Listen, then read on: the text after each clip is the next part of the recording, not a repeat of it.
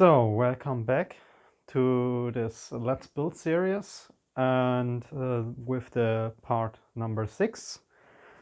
Last part we successfully installed the electronics, which is the control box and the power supply. We also installed the heat bed, which is this one. I already put the sheet, the build tech-like sheet, I guess that's the best way to call it, on the heat bed, hot bed. And we did all this. What we didn't do, or what I didn't show on camera, was the disassembly of the power supply here, which you have to do because these brown paper protective stuff on the acrylic is underneath the screws, and you won't really get it off because the screws are in the way. So there's always a little bit of this brown stuff left, of this paper stuff left. So you need to disassemble it, remove all of that, and then reassemble it. And the last part, which I did not show on the actual build video, was the installment of the bracket with the track chain to the frame. They don't really tell you in how high to install it, so you have to figure it out yourself. I can give you the measurement. Give me a sec here, which is about 27 centimeters. To figure it out yourself how high, you need to lower the bed completely down, see whether that fits, and then lift it up completely and see that this is also working. Yes, and I believe that's everything I did. You also need to change the screws around in the track chain assembly here, so at the plate, because the nuts are a little bit higher than the screws, and so if you change them around so that the screw heads point towards the frame and the nuts are inside the track chain, you can get it a lot neater to assemble, a lot tidier, and it's not under as much stress as under having the nuts there. So that's everything, I believe. Yes, and I also exchanged the screw here because I used one that was way too large, and there are some spare screws included in the kit, so that's also something I did. Yes, and now let's go on with the feeder. So the feeder for the extruder, which pushes the filament into the bound tube, because we have a bound setup here and not a direct driven extruder. We need the feeder, we need the assembly here with the runout sensor. We need T-slot nuts, or as they call it, the bolt nuts. I guess that's pretty much the same. We need 8mm M4 screws. So 2 T-slot nuts, then M462 and M482 pieces. Let's get to measuring.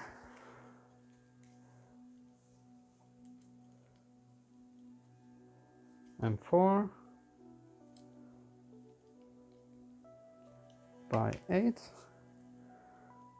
This should be another one. M4 by 8, yes. And the smaller ones should be also in this package, if I'm correct. No, these are the longer ones. By 12. 4 by 6. Okay, in this package then. That should be these ones.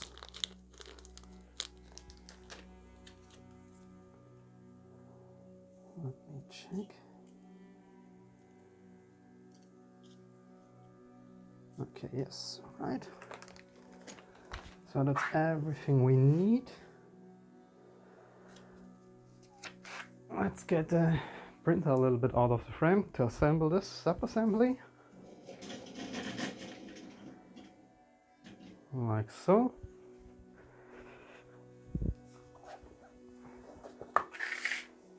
Let's get this here. Okay.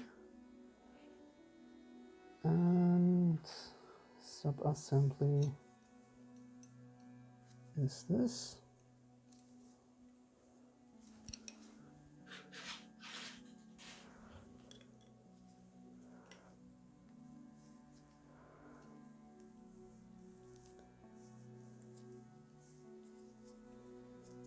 Okay.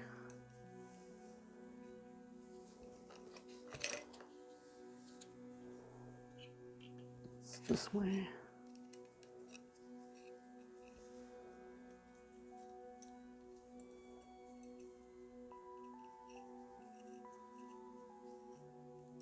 I believe that all the screws we need are already in here.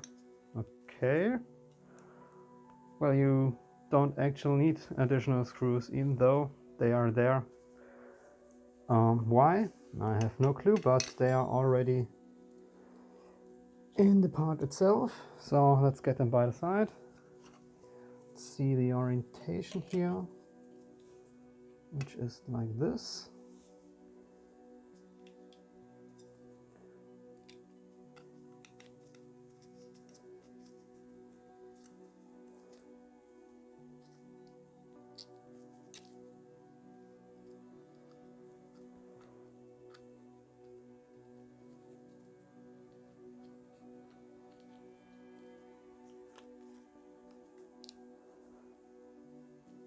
Come on.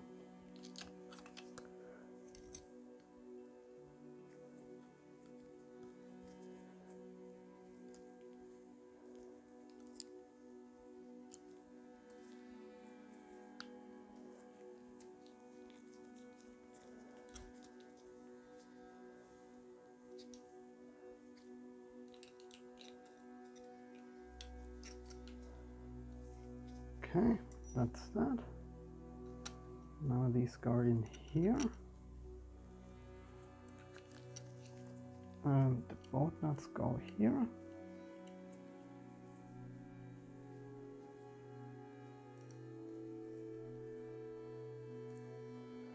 Looks good to me.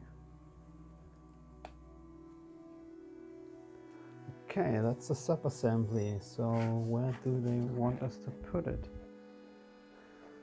They want us to stick it on the back.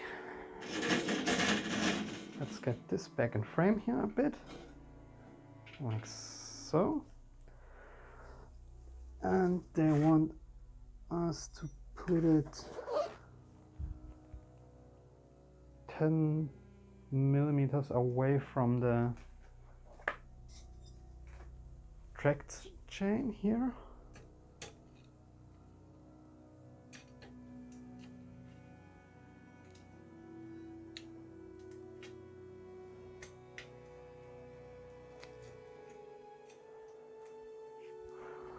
Though 10 millimeters is a little bit small.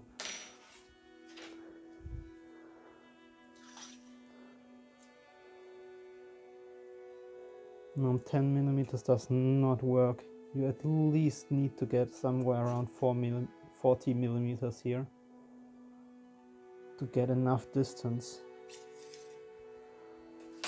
Because otherwise the Titan extruder, as they call it,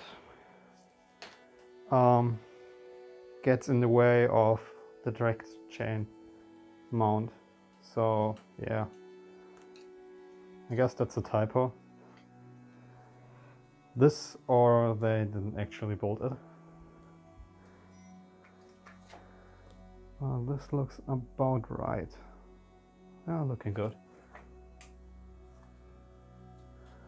Okay, this works. Looks good. These Titan extruders aren't that bad. They are quite good actually. Though this one is obviously not the original one. This is probably a clone of the original one. But I had a lot of good experience with these ones. They work really, really well, at least for me. They have a lot of torque, and as long as the fittings are withstanding this torque,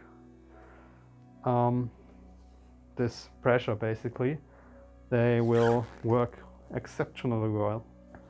The only problem is if you have a really big nozzle with a lot of filament, so something like a 1mm nozzle and a volcano hot end or super volcano hot end, you may run into issues with the speed this stepper motor can provide with the gears in there. But that's a very well, minor problem really, because let's face it, how many people are going to have a printer that is reasonably extruding this much filament, except for something this large. So you can make a good point to say, well, in this printer running a 1mm nozzle with a volcano, super volcano hot end is something that actually makes quite a lot of sense, because printing something that fills out the entire build volume will probably take a week or something like this, something along those lines. So the next one is the limit switch installment for the right side, or yeah, for the right side. They call it Y-axis, but again, this is not a Cartesian printer, so no real Y-axis in these parts, just in the system basically.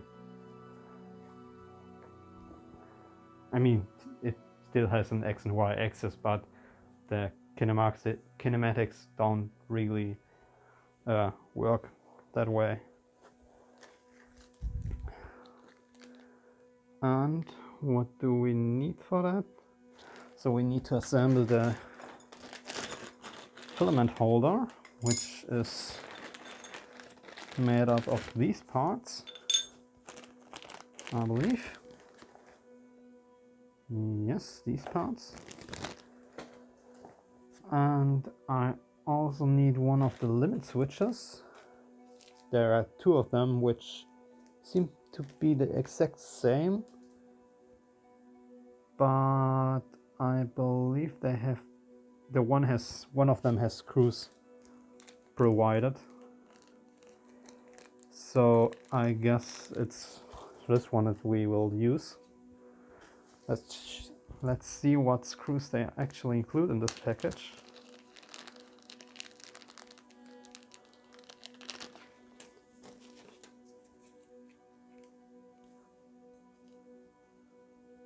So they are asking us for M4 screws. Are they? No, they don't tell us which screws we are supposed to use, so I will go with the screw with this complete package, just and hope that this is the right thing. Okay, let's do the sub-assembly here first, which is easy. Let's get a screwdriver.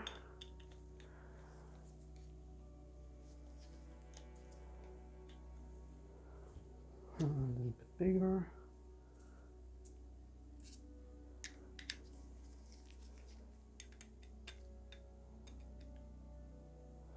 That's a little bit too big.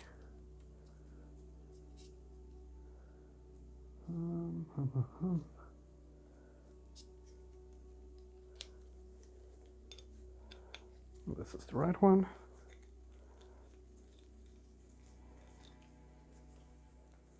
Okay.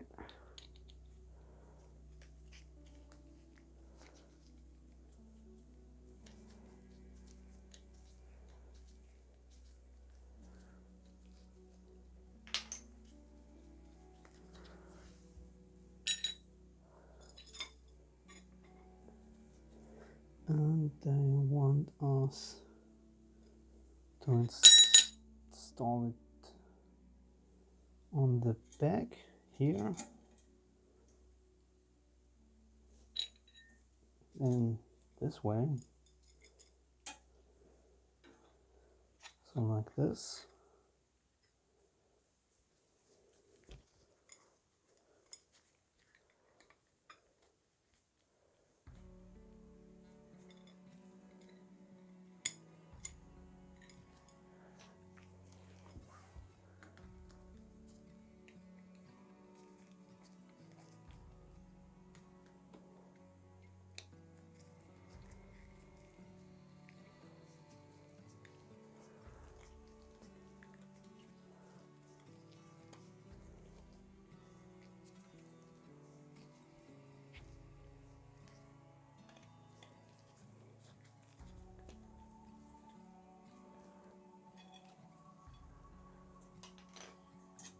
Like so.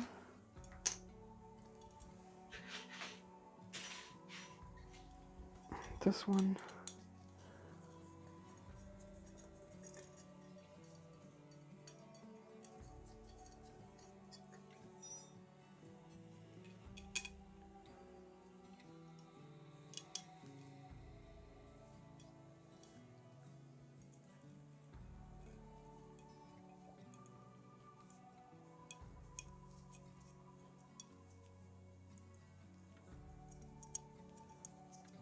Okay.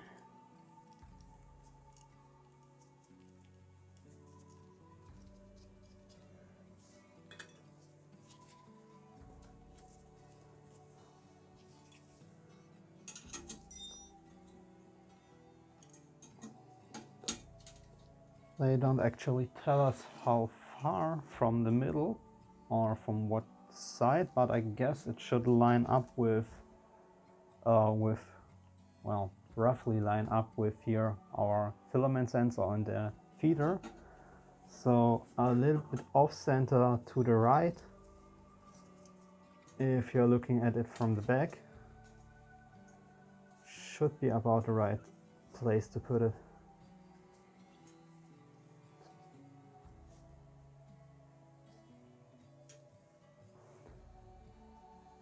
A little bit more to the right.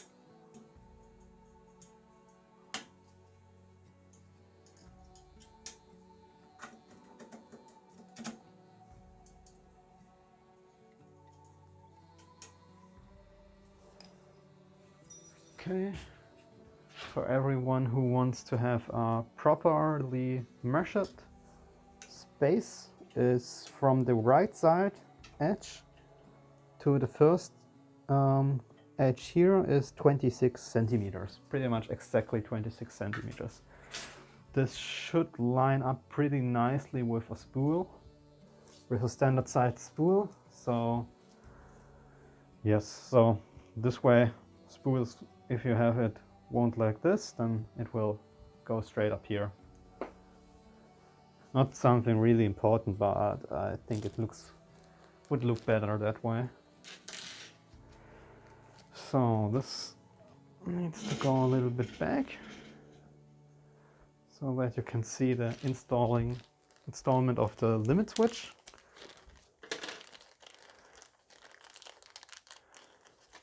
Which goes right here.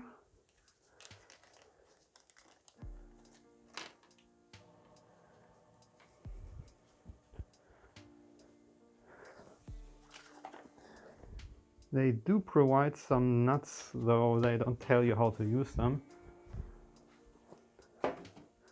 So I believe the nuts are supposed to go something like this. And the limit switch, well, in the cut drawings of the manual, the limit switch is, oh no, it is the right side. I thought it was the opposite way.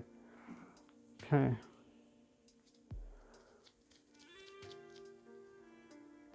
That's good.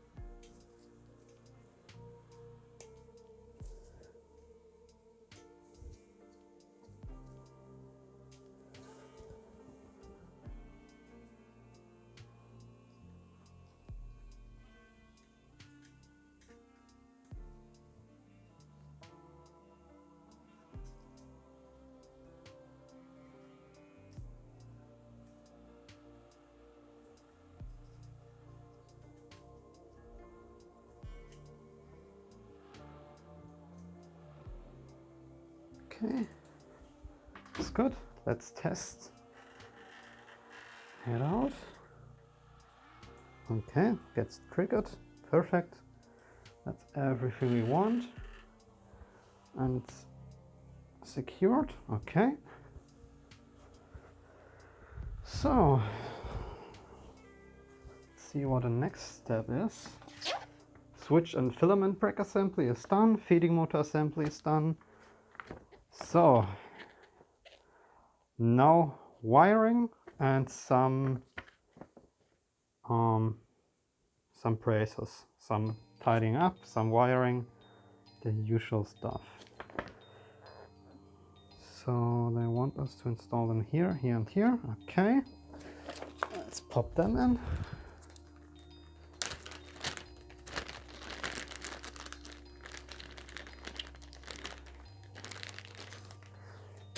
These are the end caps for the profiles here. You can use them, but it just looks better if you use them.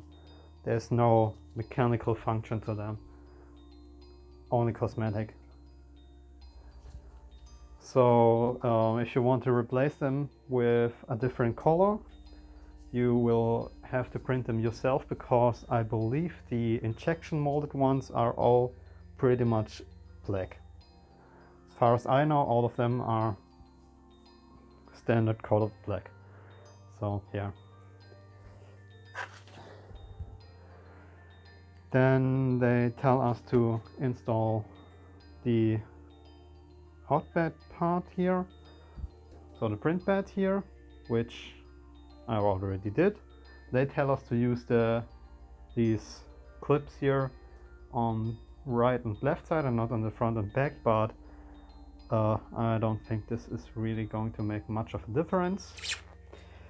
And the last part, another part, would be to install these rubber seal rubber stuffy here in blue on all of these nut holes here, T-nut slot holes. You can do this. I won't, because, well, this baby blue, sky blue, whatever you want to call it, well, it's not really my favorite color. And again, it's only cosmetics, so I will leave it black the way it is. I prefer this look, and if I'm going to change it later, I'm not going to use baby blue. Perhaps a dark maroon blue would be interesting, but not this one. So now the steel rods for bracing, which are these two, should be mounted this way. I believe this way. Something like this. They don't tell us which screws to use, or do they? They only tell us to use M4 and T-slot nuts. Not which one or which length, just use M4 and hope that you have enough of them. Let's see what this one is. This is an M4, looks good. Should be a 40mm, 60mm.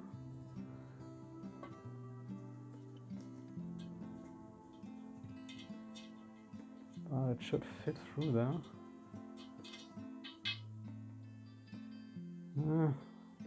Yeah, this might work. This might just be long enough to work.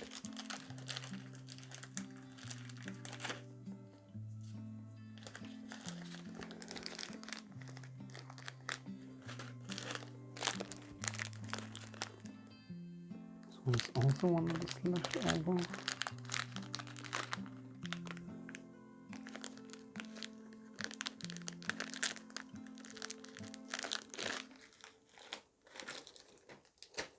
Oh, they do have a package. Well, it's unlabeled, but this looks the right one. So this is the package you probably are supposed to be using for these, because 4 screws, 4 nuts, and let me measure the size. M4, 20 millimeters. Okay, yes, this looks about right. What I would expect them to be.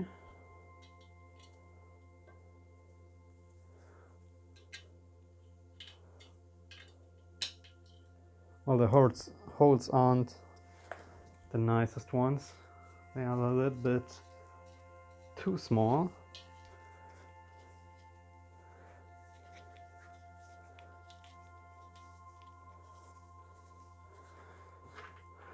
But it barely, it fits. So I'm fine with that.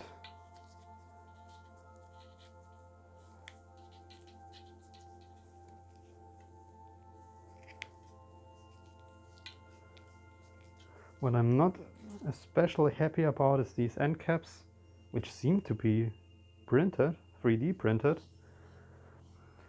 in this neon green, neon yellow color, which does not really fit with the whole theme.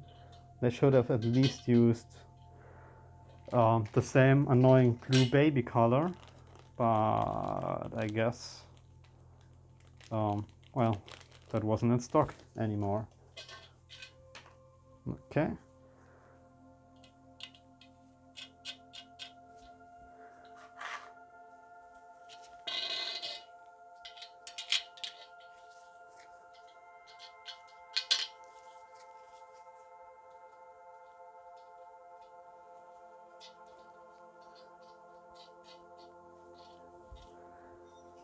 So, one brace to tell us how far from the top. No, they don't. They only tell us to go from here to here.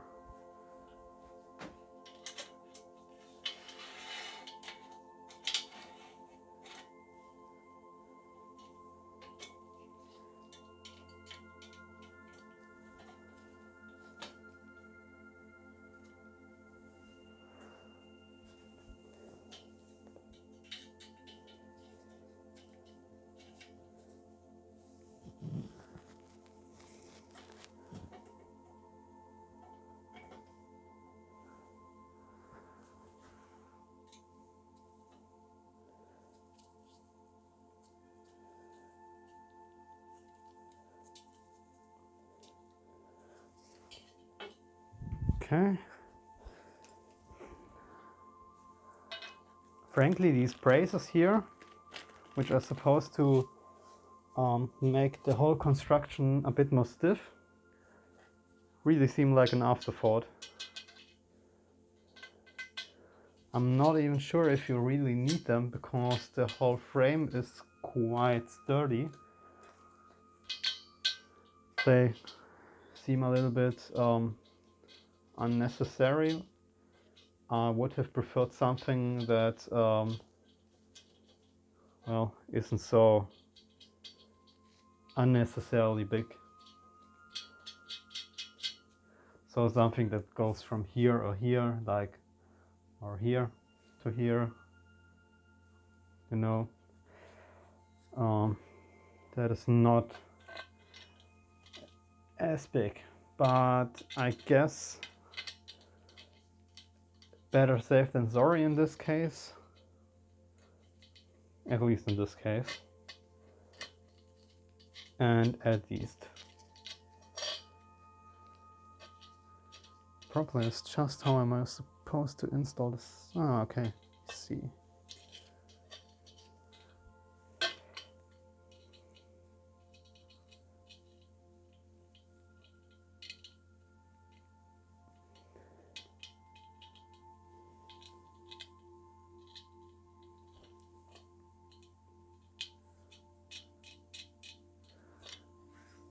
Okay.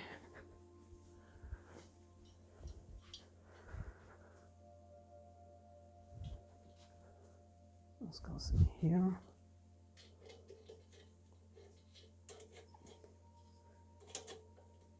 Then here.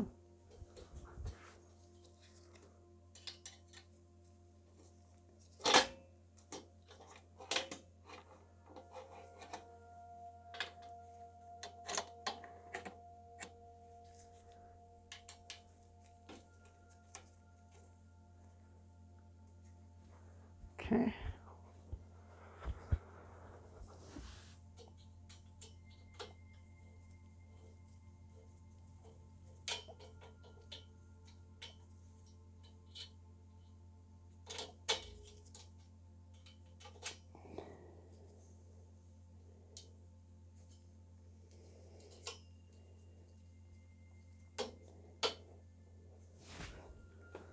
Okay, looks good.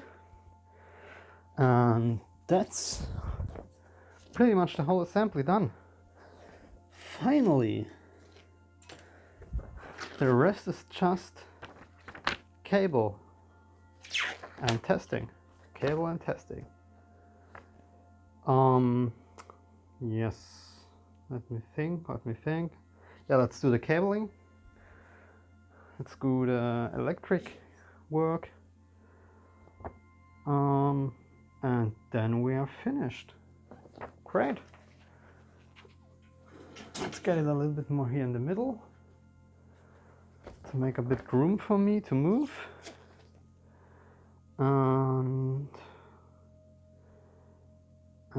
And everything should already be labeled. So we'll see how well they did this. Let's remove all these rubber bands.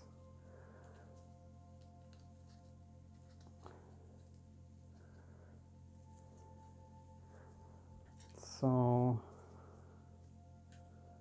this one is supposed to go into X, okay. No problem there.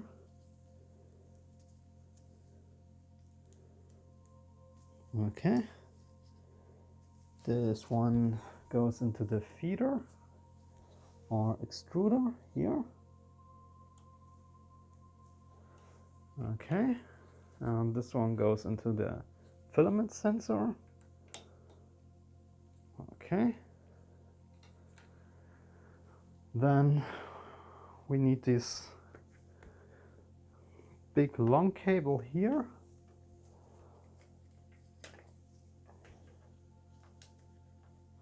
Which I need to cut apart.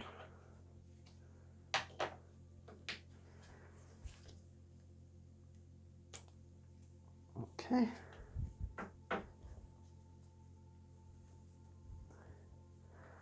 And how do they want us to wire this thing up?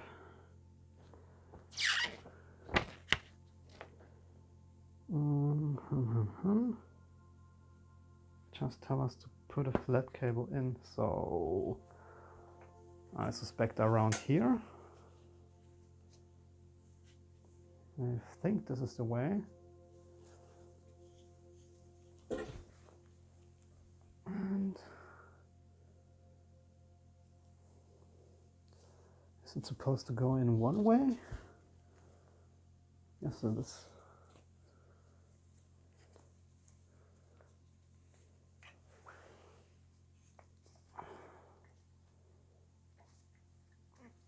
Okay.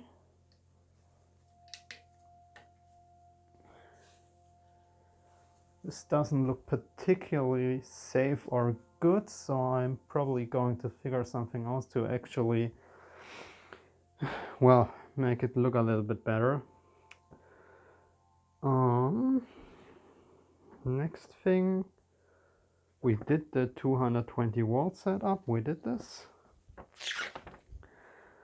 So the other cable here.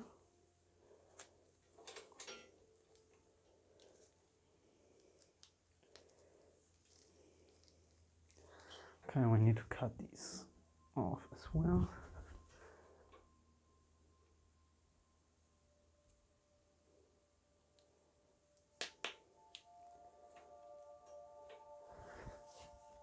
Okay.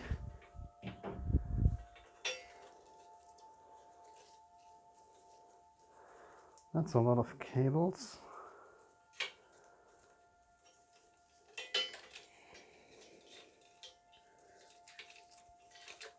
So one of them goes to power supply. This is this one.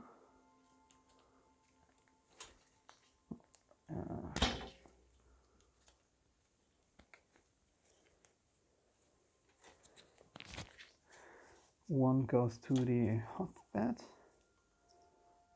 like so. Then we have the temperature sensor for the bed, which is this.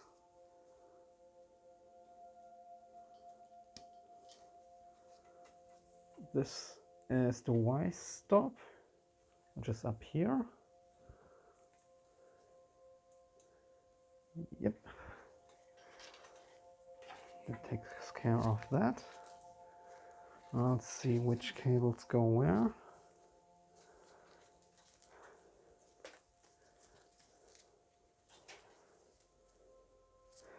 This is Y-axis motor, stepper motor. So this goes all the way around here and here. This is kind of stupid why they're doing this. Why not integrate it here in this box? I guess they didn't have enough wires left here in the connector, but still. That's a little bit annoying. I don't think it's EM interference. I believe it's actually just lazy. Because, I mean, yes, it could be EM interference if you have high-end stepper drivers which detect things, you know. But I don't think that is the case. I have no clue which one is C1 and which one is C2, so I'm just going to guess that this one on the left is going to be C2 and the other one is going to be C1. But I don't think it's going to make much of a difference. And I will need to figure out how to manage these cables around here, because that doesn't look particularly good. Okay, I guessed right. This one is indeed C1, because for C1 the cable is a lot smaller in length.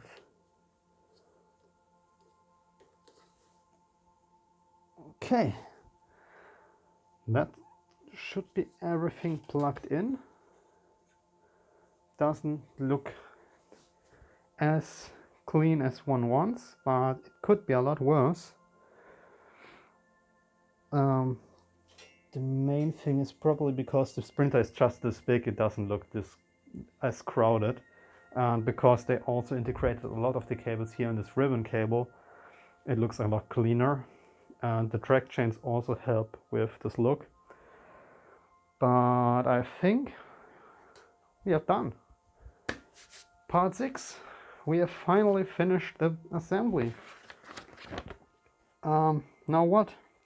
Well, the next part is going to be the review. I'm going to show you what I did in terms of cable management, and I will show you the first prints. Perhaps, if I get it to work, a short time lapse of a print. And if something does not work, which, well, there's a good chance that something will not work, then I will obviously talk about that in the review as well. But the rest is only software. And yeah, that's a different topic. Software like Cura and so on is a different topic. I will have something on my website, hopefully, a proper profile for this printer. And that's something. And I think I will also upload a dozen of mods, like for the end stop here, for the X-axis end stop here, because this one is a little bit mounted a little bit too high. I will also do some mods to it in terms of the cable management here, because even with this stuff, it won't look better. It will just look less bad, let's say it like this. So I will figure out a way to integrate the cables into the profiles, as well as some other improvements to the profiles, like additional corner pieces. Probably a mod for aesthetics, so that some colors are printed to make it look a little bit better. a mod for this track chain, because I believe this is going to be a problem in the future, because it just sags too much down here and interferes with the belts. The belt systems are going to get a mod for the pulleys here, because I don't think it's good that the tooth of the pulleys are actually rubbing against the metal parts of the pulley. They will not like that for long. And I'm definitely going to exchange the hot end for an all metal one, just because it's relatively easy and gives you a lot more options in terms of materials to print. Though printing ABS is going to be tough, because heating up the entire chamber and then making sure that a print that you want, that fills this space with ABS, that doesn't curl up on the edges or the attaches, is going to be near impossible without proper enclosing. And probably you also will need an additional heat source to actually heat up the interior of the printer, so I don't think ABS is going to be in the game. But yeah, I will see what I can do and will report back when I've actually done it. Again, the review may take a while, because doing a print of this size with an M4 nozzle is going to take a while, and I don't want to exchange the nozzle or the hot end or make any modifications. I want to review the printer the way it was shipped to me, so that you can get the same impression from, or the same experience basically. And afterwards I will post links to mods and videos to mods for this printer to change it. I believe I want to change it to a 0.6 nozzle, which is a good compromise in terms of speed and size for something this large. The 0.4 really doesn't make sense. I mean, it doesn't even really make sense for the 300 by 300 cube. And certainly 0.4 does not make any sense for something like this. So yeah, I guess I will leave you with this happy final result, because I'm really happy that this thing is actually assembled completely. And I will see that it when it turns on and do the first prints, tinker around a little bit, and then we'll see. I will see you again in the review, or you will see me again in the review, and perhaps, depending on how well everything is going, you will also see me in mod installation and tutorial guides. So let's leave it at that, and I hope you enjoyed this little Let's Build series, even though it took a lot longer than I expected. I only calculated with 4 to 5 parts. Did not expect that I actually had to do a 6th part, but well, this one is an experience for me as well. So until then, bye.